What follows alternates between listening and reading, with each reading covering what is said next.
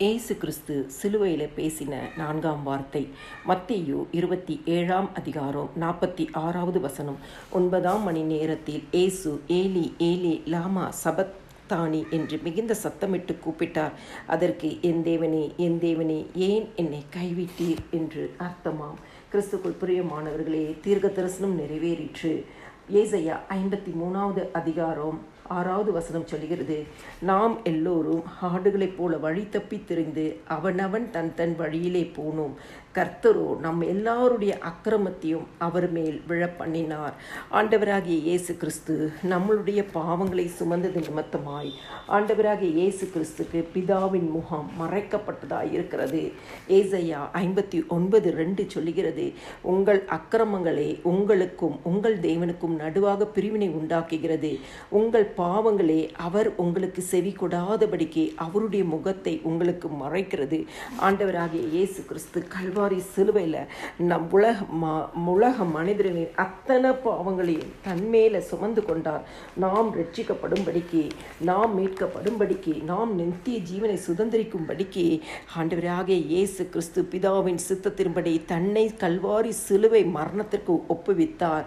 2 கொரிந்தியர் 5:21 சொல்கிறது, நாம் அவருக்குள் தேவனுடைய நீதியாகும்படி பாவம் அறியாத அவரை நமக்காக பாவம் ஆக்கினாராம். ஆண்டவராகிய இயேசு கிறிஸ்து நமக்காக பாவமானார்.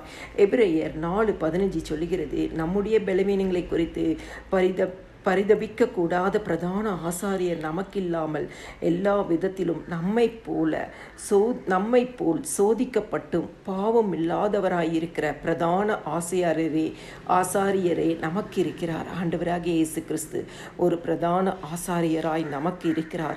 கல்வாரின் பாடுகளை அனுபவித்த ஆண்டவராகிய இயேசு கிறிஸ்து நம்மளுடைய உபத்திரவங்கள், பாடுகள், வேதனைகள், கண்ணீர்கள், அவமானங்கள், நிந்தைகள் எல்லாவற்றையும் அறிந்திருக்கிற இயேசு கிறிஸ்து நமக்காக இன்றும் பரிந்து பேசி கொண்டிருக்கிறார். நம்மை ரட்சித்த இயேசு கிறிஸ்து, நம்மை பாவத்திலிருந்து மீட்டெடுத்த இயேசு கிறிஸ்து, நம்மை அபிஷேகித்த இயேசு கிறிஸ்து, நம்மளுடைய உள்ளந்திரியங்களையும் நம்மளுடைய இருதயங்களையும் ஆராய்ந்து அறிந்திருக்கிற இயேசு கிறிஸ்து நமக்காக இன்றும் பரிந்து பேசி கொண்டிருக்கிறார். எபிரேயர் 13:5 சொல்லுகிறது, நான் உன்னை விட்டு விலகுவதும் இல்லை, உன்னை கைவிடுவதும் இல்லை என்று.